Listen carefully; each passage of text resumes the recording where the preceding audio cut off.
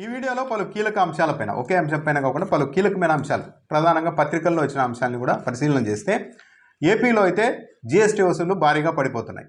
తెలంగాణలో వృద్ధి రేటు ఉంటే ఏపీలో మాత్రం మైనస్లోకి వెళ్ళిపోయింది. ఈ డిసెంబర్ నెలకు సంబంధించి తెలంగాణలో జీఎస్టీ వసూళ్లలో 10% వృద్ధి రేటు ఉంటే ఏపీలో 6% మైనస్లోకి వెళ్ళిపోయింది. 6% తగ్గిపోయింది. ఇంకా చెప్పాలంటే దేశంలోని పెద్ద రాష్ట్రాలన్నీ జీఎస్టీ వసూళ్లలో పురోగతి మెరుగుపడుతూ ఉంటే వృద్ధి రేటు సాధిస్తూ ఉంటే ఏపీ ఒక్కటే పెద్ద రాష్ట్రాల్లో మైనస్లోనికి వెళ్ళిపోయింది. డిసెంబర్కు జీఎస్టీ వసూళ్లలో 2023తో పోలిస్తే 2024లో తెలంగాణలో 10% పెరిగింది. డిసెంబర్ నెలకి ఏపీలో 6% తగ్గిపోయింది. కేంద్ర ఆర్థిక శాఖ ఈ గణాంకాలను విడుదల చేసింది. దాంతోపాటు తెలంగాణలో 2024 డిసెంబర్లో తెలంగాణలో జీఎస్టీ వసూళ్లు 4,753 కోట్ల నుంచి 5,224 కోట్లకు పెరిగాయి. అంటే 2023 డిసెంబర్తో పోలిస్తే ఈ ఏడాది డిసెంబర్లో తెలంగాణలో 10% వృద్ధి రేటుతో పెరిగింది. ఆంధ్రప్రదేశ్కు సంబంధించి మాత్రం గత ఏడాది డిసెంబర్తో పోలిస్తే ఈ ఏడాది డిసెంబర్లో తగ్గిపోయింది. ఎంత? గత ఏడాది 3,545 కోట్ల రూపాయల జీఎస్టీ వసూళ్లు ఉంటే డిసెంబర్లో ఇప్పుడు అది కేవలం 3,315 కోట్ల రూపాయలకు పడిపోయింది. మొత్తం అన్ని రాష్ట్రాలు దేశవ్యాప్తంగా సగటున జీఎస్టీ వసూళ్ల వృద్ధి రేటు 8% ఉంది. పెద్ద రాష్ట్రాలన్నీ కూడా వసూళ్లలో పెంచుకుంటూ వెళ్తున్నాయి.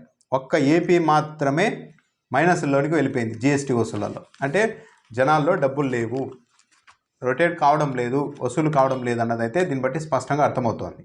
చంద్రబాబు నాయుడు నివాసం ఉంటున్న కరకట్ట భవనాన్ని ఇప్పుడు మళ్ళీ అధికారిక నివాసంగా, ముఖ్యమంత్రి అధికారిక నివాసంగా ప్రభుత్వం అధికారికంగా గుర్తిస్తూ ఉత్తర్వులు ఇచ్చింది. ఇక్కడ ఇది విచిత్రమైన పరిస్థితి. అసలు ఈ లింగమనేని భవనం అనేది ఎవరిది? ప్రభుత్వానిదా, లింగమనేనిదా, లేకుంటే చంద్రబాబు నాయుడుదా అన్నది ఇదో అంతు చిక్కని అంశం. 2019కి ముందు లింగమనేని రమేష్ ఈ అంశంపైన విమర్శలు ఇచ్చినప్పుడు అది నా బిల్డింగ్ కాదు, ల్యాండ్ పూలింగ్లో భాగంగా ప్రభుత్వానికి అప్పగించేసాను, ఇక ప్రభుత్వం ఏమైనా చేసుకోవచ్చు, నాకు సంబంధం లేదని చెప్పారు.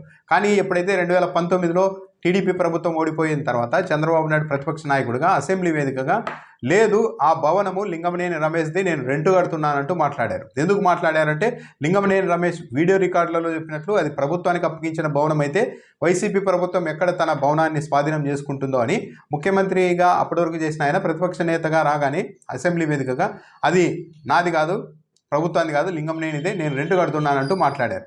సో ఇప్పుడు మళ్ళీ తెలుగుదేశం పార్టీ అధికారంలోకి వచ్చింది కాబట్టి దాన్ని అధికారిక నివాసంగా గుర్తించారు. బహుశా అధికారిక నివాసంగా గుర్తించారు కాబట్టి మళ్ళీ 1-2 కోట్లు ఖర్చు పెట్టి అక్కడ మరమ్మతులు ఏదైనా పనులు చేయడానికి ఈ వెసులుబాటు ఇస్తూ ఉన్నారా? చంద్రబాబు నాయుడు అయితే ఈ విషయంలో ఎక్కడ కూడా స్పష్టంగా నిజాయితీగా లేరన్నది స్పష్టం. లింగమనేని రమేష్ ప్రభుత్వానికి ఇచ్చేసామని గతంలో చెప్పారు. కానీ చంద్రబాబు నాయుడు మాత్రం ప్రతిపక్ష నాయకుడు హోదాలో ఉన్నప్పుడు లేదు, అది రెంట్ భవనమే, నేను రెంట్ కడుతున్నా అంటూ ప్రభుత్వం నుంచి ప్రతిపక్ష నాయకుడు హోదాలో, క్యాబినెట్ హోదాలో ఉన్న చంద్రబాబు నాయుడు రెంట్ కూడా తీసుకొని వాళ్ళకు చెల్లించినట్టుగా కూడా చెప్పారు. సో ఇప్పుడు మళ్ళీ అధికారిక నివాసం అయింది. ఇది ఎవరిది అన్నది ఒక పెద్ద పజిల్. లింగమనేని చెప్పినట్టుగా అయితే ఇది ప్రభుత్వానికి సంబంధించిన భవనం కావాలి, కానీ అలా జరగడం లేదు. నిజానికి లింగమనేని భవనం అనేది ఒక అక్రమ కట్టడం. కృష్ణానది గర్భంలో నిర్మించారు, అక్రమంగా, నిబంధనలకు విరుద్ధంగా. దాంట్లో ముఖ్యమంత్రి ఉండడమే కాకుండా ఇప్పుడు ఏకంగా దాన్ని అధికారిక నివాసంగా ప్రభుత్వమే గుర్తిస్తోంది అంటే ఇక చుట్టూ ఉన్న అక్రమ కట్టడాలకు కూడా పరోక్షంగా అధికార ముద్ర వేయడమే కదా. దీన్ని ఏమనాలి? ఇప్పుడు మరో అంశంలో కూడా రాయలసీమ ప్రాంతానికి సంబంధించి అన్యాయం జరుగుతోందని పోలీసు అధికారులే ఇప్పుడు గలమెత్తే పరిస్థితి వచ్చింది. డిఎస్పీ పదోన్నతుల్లో సీమ సీఏలకు తీవ్ర అన్యాయం జరుగుతోంది అని రాశారు. ఆంధ్రజ్యోతిలో ఈ కథనం వచ్చింది. కేవలం గుంటూరు రేంజ్లో ఉన్న వాళ్ళకు పోస్టింగ్లు, ప్రమోషన్లు ఇస్తూ రాయలసీమ రేంజ్లో ఉన్న వాళ్ళని తీవ్ర అన్యాయం చేస్తున్నారనేది కథనం సారాంశం. రాయలసీమ పోస్టులపై సీతకన్ను, ఇతర ప్రాంతాల వారికి ప్రమోషన్లు సానుకూలంగా కాబట్టి న్యాయస్థానానికి పోరాటానికి వెళ్ళాలి అని కూడా రాయలసీమకు సంబంధించిన సిఐలు, ఎస్ఐలు సిద్ధమవుతున్నారు. జాబితాపై సర్కిల్ ఇన్స్పెక్టర్ల గుర్రు నేడు డీజీపీ తిరుమలరావు వద్ద పంచాయతీ. ఇదేంటంటే వ్యవహారం కర్నూలు రేంజ్లో 1996కు సంబంధించిన 1996 బ్యాచ్కు సంబంధించిన ఎస్ఐలు ఇప్పటికీ సిఐలుగానే ఉన్నారు. కానీ ఆ తర్వాత వచ్చిన 1998 ఎస్ఐలది కూడా అదే పరిస్థితి. కానీ గుంటూరు రేంజ్లో మాత్రం 2003 బ్యాచ్కు సంబంధించిన ఎస్ఐలు ఆల్రెడీ సిఐలు అయిపోయి సిఐల నుంచి ఇప్పుడు డిఎస్పీలుగా పదోన్నతులు చెందేందుకు జాబితా సిద్ధం చేసేశారు. అంటే రాయలసీమ రేంజ్లో, కర్నూలు రేంజ్లో 1996 బ్యాచ్కి సంబంధించిన వాళ్ళు ఇంకా ఇప్పుడు ఎస్ఐలు ఇప్పటికి సిఐలుగా మాత్రమే ప్రమోషన్ సాధించుకోగలిగారు. కానీ ఈ బ్యాచ్ కంటే వెనుక వచ్చిన 2003 బ్యాచ్కి సంబంధించిన గుంటూరు రేంజ్లోని ఎస్ఐలు సిఐలుగా అయిపోయి ఇప్పుడు ఏకంగా డిఎస్పీలుగా మారేందుకు ఒక జాబితాలో కూడా రెడీ చేశారంట. దీనిపైన ఇప్పుడు రాయలసీమ ప్రాంతానికి చెందిన పోలీసు అధికారులు ఆగ్రహంగా ఉన్నారు. ఇది మరీ అన్యాయం కదా, మాకంటే వెనుక వచ్చిన వాళ్ళని ఏకంగా డిఎస్పీలుగా ఇచ్చేసి ముందున్న సీనియర్లను మాత్రం అలాగే ఎలా వదిలేస్తారు అని వచ్చారు. దాంతోపాటు రాష్ట్ర వ్యాప్తంగా 155 మంది సిఐలు డిఎస్పీలుగా పదోన్నతులకు ఎంపికయ్యారండి ఇప్పుడు. అయితే వీరి ఛార్జ్ మెమోలు, సస్పెన్షన్లు, ఏసీబీ కేసులు, ఇతరత్ర క్రమశిక్షణ చర్యలు ఏమైనా ఉన్నాయా, పనితీరు ఎలా ఉంది తదితర అంశాలను పరిగణలోనికి తీసుకుంటారు. ఆ తర్వాత రేంజ్ల వారీగా తుది జాబితాను రాష్ట్ర పోలీస్ హెడ్ క్వార్టర్కు పంపుతారు. ఈ జాబితాను చూసిన కర్నూలు రేంజ్ సిఐలు అవాక్కవుతున్నారు. మొత్తం 41 తప్పులు ఉన్నాయంటే జాబితాలో. రాయలసీమలో 1996 బ్యాచ్ సిఐలను కాదని గుంటూరు రేంజ్లో 2003 బ్యాచ్కు చెందిన 13 మందిని పదోన్నతుల జాబితాలో చేశారు. అంటే చాలా జూనియర్లని డిఎస్పీలుగా పంపుతున్నారు. రాయలసీమ ప్రాంతంలోని సీనియర్ సిఐల్ని మాత్రం డిఎస్పీలుగా పదోన్నతుల జాబితాలోనికి చేర్చలేదు. ఎక్కడెక్కడ తప్పులు ఉన్నాయని అన్ని వెరిఫై చేస్తే విశాఖ రేంజ్లో 12, ఏలూరు రేంజ్లో 19, గుంటూరు రేంజ్లో 41 తప్పులు పసిగట్టారంట మొత్తం. అంటే జాబితాలు అన్నీ కావాల్సిన వాళ్ళకి ఇస్తున్నారేమో మరి. ఆయా అంశాలను డీజీపీకి వివరించి న్యాయం చేయాలని కోరనున్నారు. ఒకవేళ న్యాయం జరగకపోతే హైకోర్టును ఆశ్రయించేందుకు కూడా రాయలసీమ రేంజ్ సిఐలంతా సిద్ధమవుతున్నారని రాశారు. మరి ఇది అన్యాయం కదా. 1996 బ్యాచ్ వాళ్ళని పక్కన పడేసి 2003లో వచ్చిన బ్యాచ్కి ఏకంగా డిఎస్పీ పోస్టింగ్లు ఇస్తూ ఉన్నారంటే మరి ప్రభుత్వం ఇలా చేయకూడదు కదా. ఇలాంటి వాటి వల్లే కదా ఎప్పుడైనా కానీ ప్రాంతీయ అసమానతలు, ఒక ప్రాంతానికి అన్యాయం జరుగుతుంది అని వచ్చేది. ఇంత లిటరల్గా ఏకంగా డిఎస్పీల ప్రమోషన్లో కూడా ఇంత పబ్లిక్గా ఇలా చేస్తే. దాంతోపాటు సాక్షిలో మరొక కథనం వచ్చింది. హంద్రీ నీవా చుక్కాని లేని నావా. ఇది కూడా రాయలసీమ ప్రాంతానికి సంబంధించి చంద్రబాబు నాయుడు ప్రభుత్వం మీద పెద్ద ఎత్తున ఇప్పుడు విమర్శలు వస్తూ ఉన్నాయి.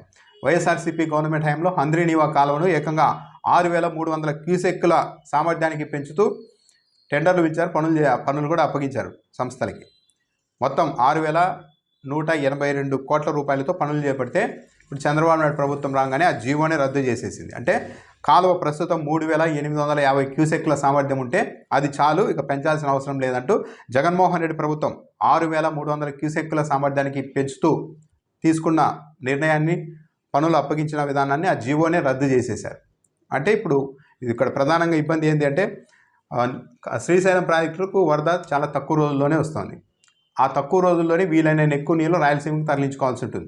నీటి మట్టం పడిపోతాయి. ఎందుకంటే తెలంగాణ ప్రభుత్వం అక్కడ విద్యుత్ ప్లాంట్ ద్వారా మొత్తం నీళ్ళని తోడేస్తుంది ఎప్పటికప్పుడు.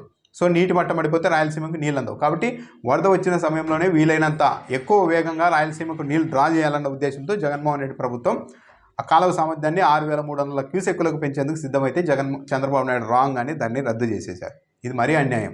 పైగా ట్రిబ్యునల్ కూడా ఏపీ ప్రభుత్వం చెప్పేసింది, కర్ణాటక, మహారాష్ట్ర, తెలంగాణ, ఆంధ్రప్రదేశ్ ఈ రాష్ట్రాలన్నీ ఇప్పటికి అలకేట్ అయిన వాటర్నన్నీ వాడుకున్న తర్వాత మిగులు జలాల్ని మాత్రమే హంద్రీ నీవాకు తరలిస్తామని కూడా చెప్పింది. ఈ లెక్కను చూసుకుంటే ఇక రాయలసీమ ప్రాంతానికి హంద్రీ నీవాకు నీళ్ళు ఎంతవరకు వస్తాయి అన్నదే ఇప్పుడు పెద్ద అనుమానం. ప్రస్తుతం ఉన్న హంద్రీ నీవాకు కాలువ సామర్థ్యం ఆధారంగా 120 రోజుల్లో 3,850 క్యూసెక్కుల చొప్పున కేవలం 40 టీఎంసీలు మాత్రమే తరలించడానికి వీలవుతుంది. కానీ వరద తక్కువగా వస్తుంది కాబట్టి 65 ఇంకా కొన్ని ప్రాజెక్టులకు నీళ్ళు అవసరం ఉంది కాబట్టి ఆ 120 రోజుల్లోనే ఏకంగా 65 టీఎంసీల నీటిని తరలించాలన్న ఉద్దేశంతో ఈ కాలువ సామర్థ్యాన్ని పెంచేందుకు జగన్మోహన్ రెడ్డి సిద్ధమయ్యారు. అయితే చంద్రబాబు నాయుడు ప్రభుత్వం అయితే ఆ పెంపు జీవోనే రద్దు చేసేసింది. ఇక అప్పులకు సంబంధించి చంద్రబాబు నాయుడు ప్రభుత్వం శరవేగంగా దూసుకెళ్తోంది. అసలు ఎవరు ఊహించని విధంగా జగన్మోహన్ రెడ్డి హయాంలో విపరీతంగా ఈ అప్పుల మీద ఆధారంగా చేసుకుని జగన్మోహన్ రెడ్డి గవర్నమెంట్ని టార్గెట్ చేశారు. కానీ ఇప్పుడు మాత్రం ఇప్పటికే ఈ 6 నెలల కాలంలోనే బడ్జెటేతర అప్పులు మొత్తం 1,19,000 కోట్ల రూపాయలకి తీసుకెళ్లారు. ఏది అమరావతి అప్పు కావచ్చు, కార్పొరేషన్ల అప్పు కావచ్చు, మామూలు ఆర్బీఐ దగ్గర వేలంపాటలో తెచ్చిన అప్పు కావచ్చు, మొత్తం 1,19,000 కోట్లకు చేరితే ఇప్పుడు వచ్చే ఏడాది కూడా అంటే ఈ ఆర్థిక సంవత్సరం మార్చి వరకు ఉంటుంది కాబట్టి రాబోయే జనవరి, ఫిబ్రవరి, మార్చిలో కూడా మరో 11,000 కోట్ల రూపాయల అప్పు కావాలని ఆర్బీఐకి అప్పుడే మన వాళ్ళు ఇచ్చేశారు. మేము 11,000 కోట్ల రూపాయల అప్పు తీసుకుంటాం ఈ 3 నెలల్లో అని. సో మొత్తం చూస్తుంటే ఈ లెక్కన ఈ ఆర్థిక సంవత్సరానికి మొత్తం అప్పు 85,827 కోట్ల రూపాయలకు అప్పు చేరిపోతుంది. ఒక మార్కెట్ రుణాల ద్వారానే ఈ అప్పు. యాక్చువల్లీ ఈ ఏడాది మొత్తం తీసుకురావాల్సిన అప్పు, అనుమతున్న అప్పు 71,000 కోట్లు మాత్రమే. కానీ ఎప్పటికో దాటేశారు దాన్ని. మొన్న డిసెంబర్ 31న 5,000 కోట్ల రూపాయలు అప్పు తీసుకుంది ఆర్బీఐ నుంచి. ఆ సమయంలో వేలంలో మార్కెట్ రుణాల ద్వారా అప్పటికే 74,827 కోట్ల రూపాయలకు అప్పు చేరేసింది. అంటే బడ్జెట్లో అంచనా వేసిన అప్పు కంటే డిసెంబర్ నాటికే దాటిపోయారు. దాదాపు 3,000 కోట్లకు పైగా అప్పు దాటిపోయింది. ఇక మరో 11,000 కోట్లు అప్పు చేస్తామని చెప్తున్నారు. ఇది కేవలం మార్కెట్ల ద్వారా. మిగిలిన కార్పొరేషన్ల ద్వారా, మిగిలిన ఆ ప్రాజెక్టుకు ఈ ప్రాజెక్టుకు అంటే అప్పులు ఇంకా ఎన్ని చేస్తారో చూడాలి. రెవెన్యూ సదస్సులు ఘోరంగా విఫలమయ్యాయని కూడా సాక్షి పత్రిక ఈరోజు బ్యానర్ కట్టడం రాసింది. కష్టాలు చెబితే కసుపుసు, ఫలితం లేని రెవెన్యూ సదస్సులు, మళ్లీ కలెక్టరేట్లకు జనం పరుగులు, అందిన అర్జీలు 1,75,000, పరిష్కరించినవి కేవలం 12,000 అని రాశారు సాక్షిలో. సో ఇవన్నీ ఈ రెవెన్యూ సదస్సు అట్రప్లాప్ అయింది, కేవలం పేరుకే నిర్వహించారు అన్నట్టుగా సాక్షి రాసింది. ఇక నెల్లూరు జిల్లాలో క్వాడ్స్కి సంబంధించి పెద్ద వివాదమే నడుస్తోంది. అటు కాంట్రాక్టర్లకు తెలుగుదేశం పార్టీ నాయకులకు మధ్య. సరేనంటేనే సై, లేదంటే మైకా క్వాడ్స్ లీజుకు అనుమతులు ఉన్నాయి. అక్కడ ఎంపీగా ఉన్న వేమిరెడ్డి ప్రభాకర్ రెడ్డి కన్సర్న్లోని వ్యవహారం మొత్తం నడుస్తోంది అన్నది వరుసగా కథనాలు వస్తున్నాయి. ఖనిజాలు టీడీపీ ఎంపీకే విక్రయించాలన్న ఒప్పందం చేసుకుంటేనే గనులకు గ్రీన్ సిగ్నల్. అంటే మేము ఖనిజాన్నంతా టీడీపీ ఎంపీ వేమిరెడ్డికి అప్పగిస్తే ఆయనకే అమ్ముతామంటేనే గనులకి గ్రీన్ సిగ్నల్ ఇస్తున్నారంట.